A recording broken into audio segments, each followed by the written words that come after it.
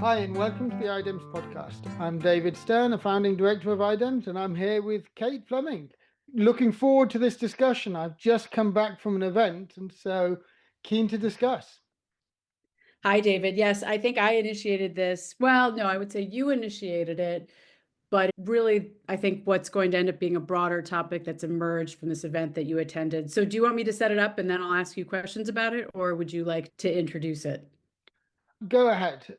Okay, so basically, you attended this Earthkeepers versus AI Empires event in Zambia, which was intended to be parts of the RightsCon event, which was canceled for reasons we won't get into. We could do another whole episode about that. But very specifically, this was what was intended to be a sidebar event to this main event, but ended up being your big focus.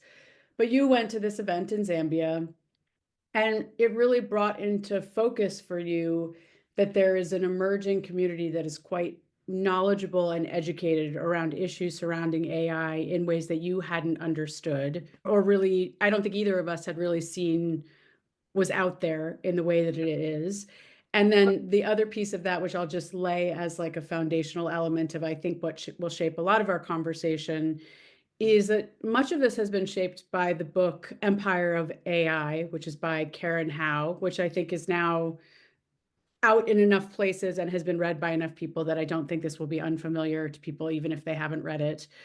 But a lot of the foundational concepts and the way she tells the story, and the fact, and we've discussed that she is such a good storyteller and able to articulate things that have been often quite complex or felt very diffuse in ways where you see the connection, you see the narrative, you see the forces that have shaped a lot of where we are, and that none of this is inevitable. And so I guess just as a starting point, with that kind of as the setup, I think just what is the background of this group? Where did it emerge from? I see that there's a website, there's obviously some history there, but just to give us a bit of context, could you just talk about the group a little bit? Yeah, so I was at this event in Ethiopia at the end of last year. This was a Pan-African event. And at that event, a lot of the people who actually created this event were there and were in the room, and I was part of that. And I was part of it without feeling I know what was happening, because a lot of this was activist groups who were saying what was happening and what was relevant in this African focused event, which led to this Pan-African declaration, was relevant more broadly. And so they wanted to get these discussions happening on the boundaries of RightsCon. And a guy called Jim Thomas was one of the people who took the lead, and other people, including members of the ETC group and broader members who are involved in, well, human rights, I would argue, related to digital technologies more broadly, were interested in how this relates to agroecology and the issues around food sovereignty. And so that's really where this event was born. And I was sitting at the table as this was being discussed, and it emerged. And then it took shape in a way that I would never have expected, mainly because I'm not in these spaces. I've never been in activist spaces before. But there are a number of people who are used to recognizing when human rights issues are, when we're getting to the boundaries where it is really unacceptable, and who then know how to act on this. And they then really recognize the issues around, I suppose it, with the Zambia focus, these big data centers. Zambia, as one of the world's largest copper producers, is now becoming a natural space which can be the home for these big data centers, and actually educating people on, well, not only is this really rather dangerous for the environment, the human rights around some of this, but it's also unnecessary. And that was part of what came out very clearly. Sorry, can I just interrupt you? You're jumping way ahead. It sounds like you're talking about the event. And so I'm going to try to keep us a little bit more focused. No, I'm not. This is the key. So the fact that it was in Zambia was not by chance. It was in Zambia because of these big data centers. I just thought you were getting ready to go into what happened in the event. So I just wanted to keep you focused on the setup. I think most of everything that you said is totally relevant still. But yeah, so I guess what I'm hearing and what you're saying is that a lot of the origin point of awareness really was driven by data centers, which we're seeing everywhere globally, where I think this is happening in the US, it's happening in the UK. You see that suddenly there are these voracious, even just competing with a local community for water, for power, for whatever the things are that you need to live. So on a quite immediate local level, which I think is very often how politics happens. I think like all politics is local, is how you get people activated. But yeah, so it's interesting to hear that it is that real impingement on people's quality of life, on the cost of resources.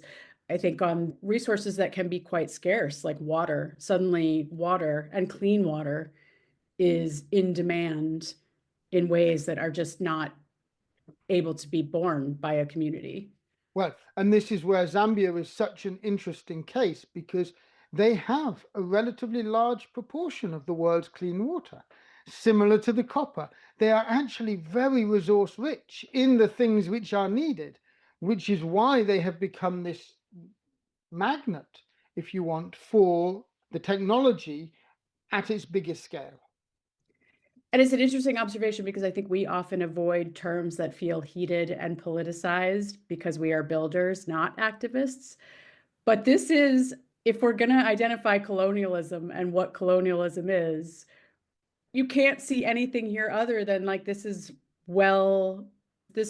ground we have covered before. We know what this looks like when outside forces come in. It might not be countries, but a company, basically the scale of a company, is equivalent to a colonial force coming into countries. That's how people are experiencing it, where they are seeing their natural resources, their quality of life, these various things just being siphoned off for somebody else's good with little to no benefit experienced locally.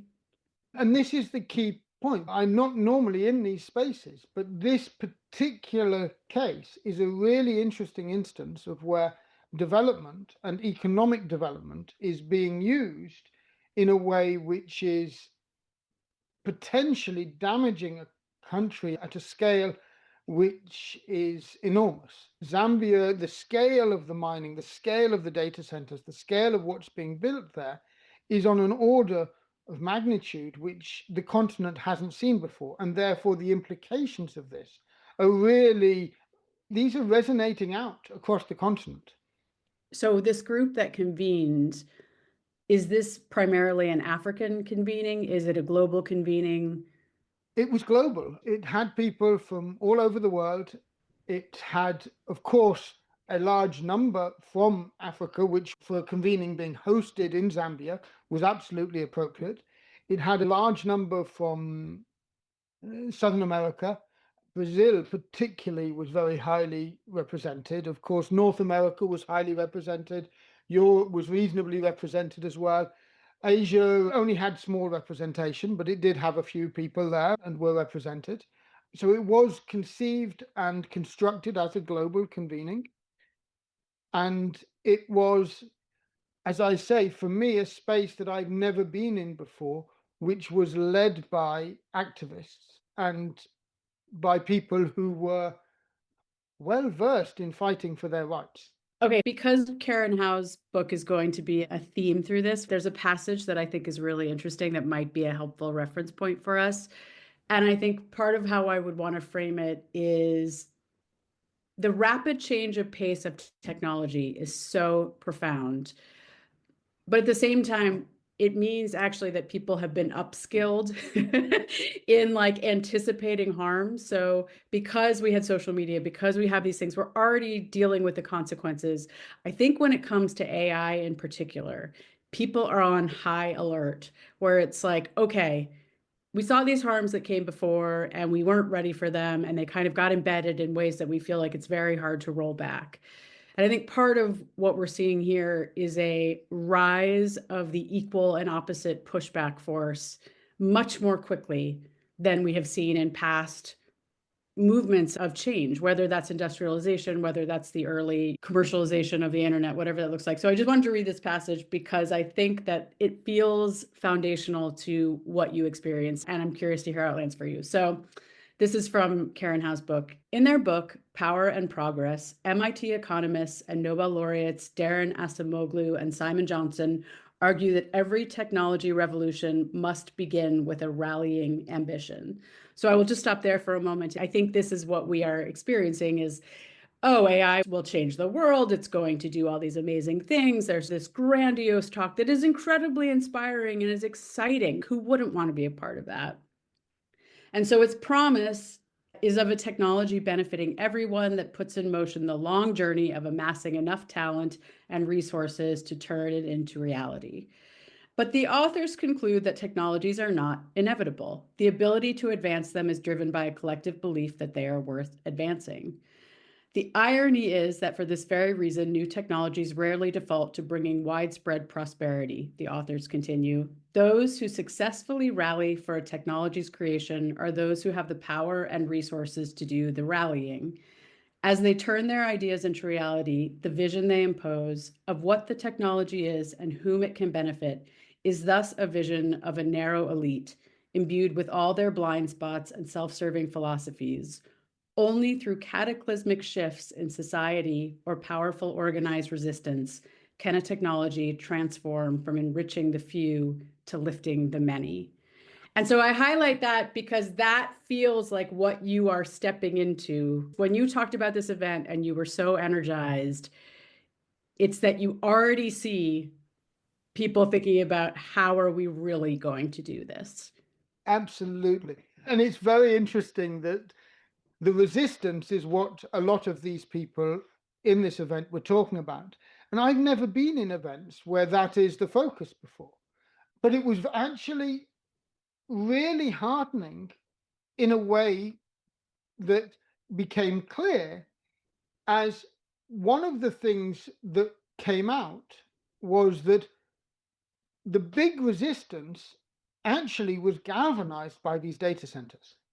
The data centers are the physical system. One of the terms that came out and was used quite a lot is there is no cloud, there's only the earth. The data centers are the physical embodiment of the cloud.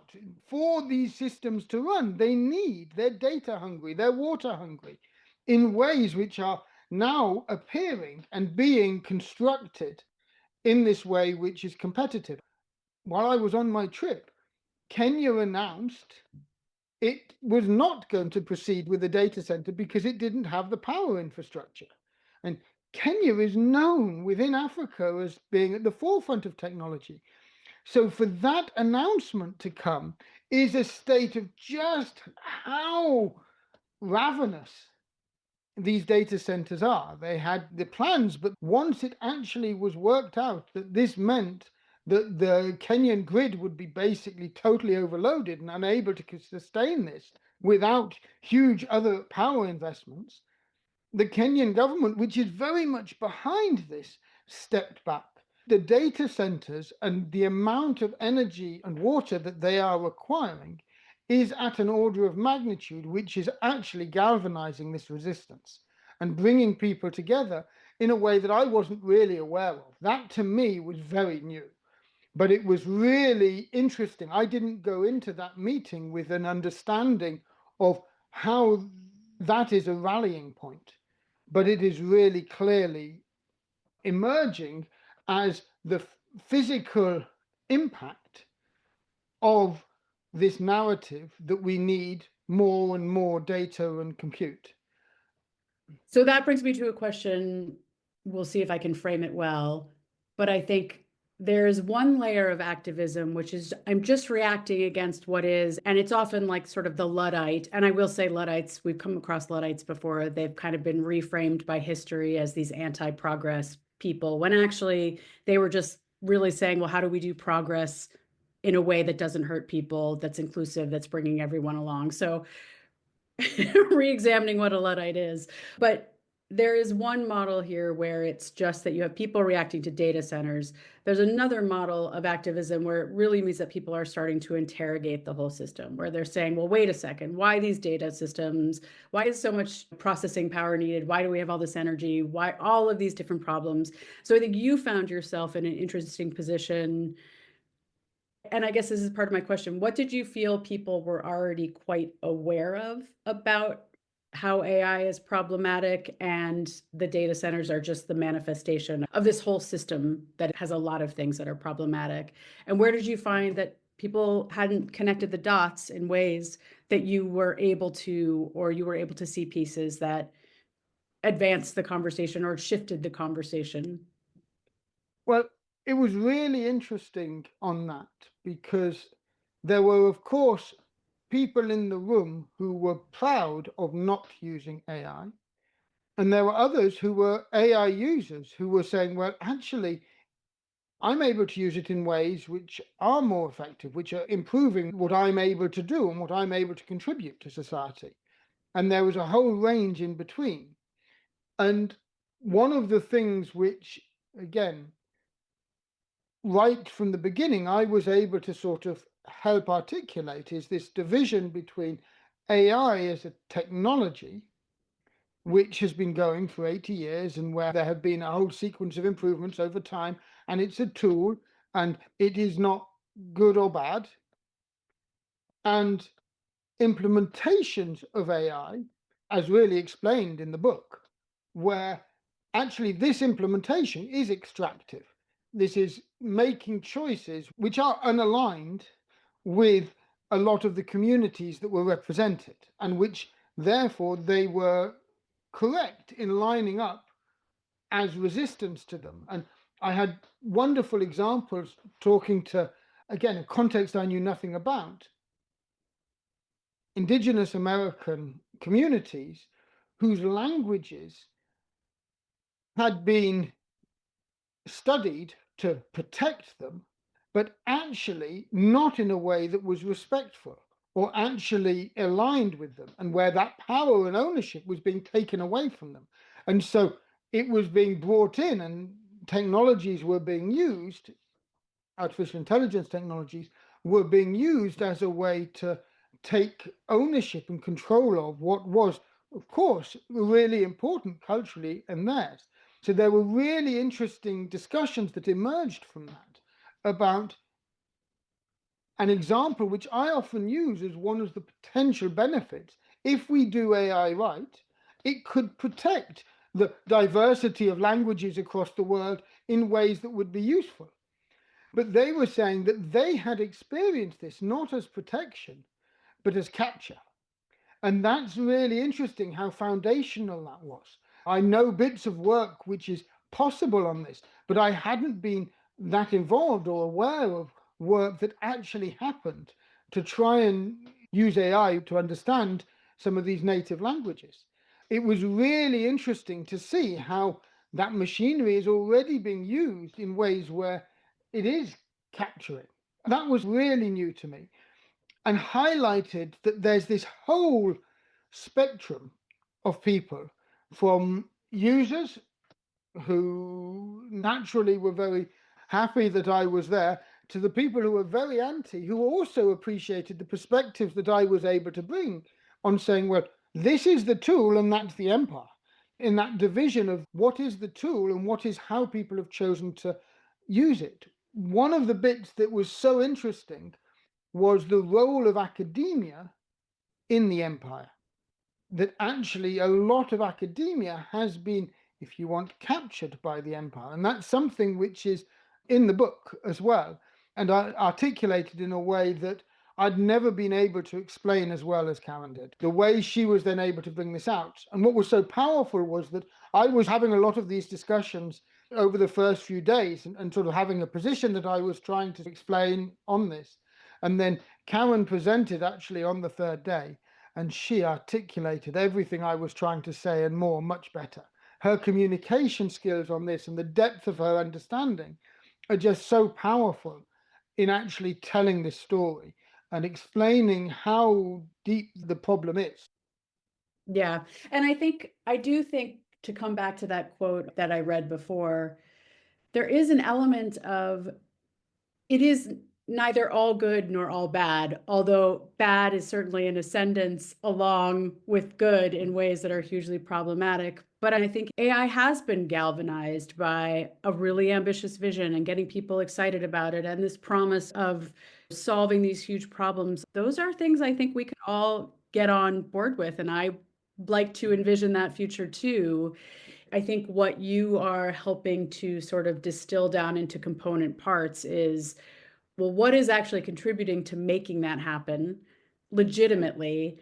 And what is not? And where is it smoke and mirrors? And where are there a lot of interests that are co opting this quite positive story to actually possibly diverge into some path where they're forking very far away from ever actually getting to that more meaningful thing, even though they're continuing to own that grand vision that makes it like, well, if you stand in the way of data centers, you stand in the way of progress. And I think that's where you were able to sit in a very technologist, data scientist, all of these spaces and say, okay, fact, fiction, fact. That's right. These data centers are not needed for the AI that actually you're wanting to use. Is one of the things I was able to really explain in particular cases to people who were really confused by this, who say, I use AI, it's really useful. And I say, okay, well, what do you use it for? Okay, that doesn't need this data center. You can achieve. This is what's so exciting about the technology, the advances which have happened. If we actually focus the effort in a different direction, everything that people care about could be achieved without the big data centers. It's not to say without any data centers, but without this enormous need for compute and data in the way that it has been articulated and in the way that the narrative has driven. Yes, and I will say, I think we're going to save that for a later episode because there's a lot to unpack in that. But just to stay focused on this event that you attended. I wonder whether we should even separate this out, that we've had the sort of lead up to the event. Maybe we need another episode on the event itself. Wasn't this the event itself? Yes, but we're out of time. We haven't really dug into the event as it unfolded. Should we split this up and actually have a second episode where we dig into actually some of the deeper things that came out of the event and how what unfolded? Yes, let's do that. Great. Okay. Speak again soon. Thanks, David. Thanks.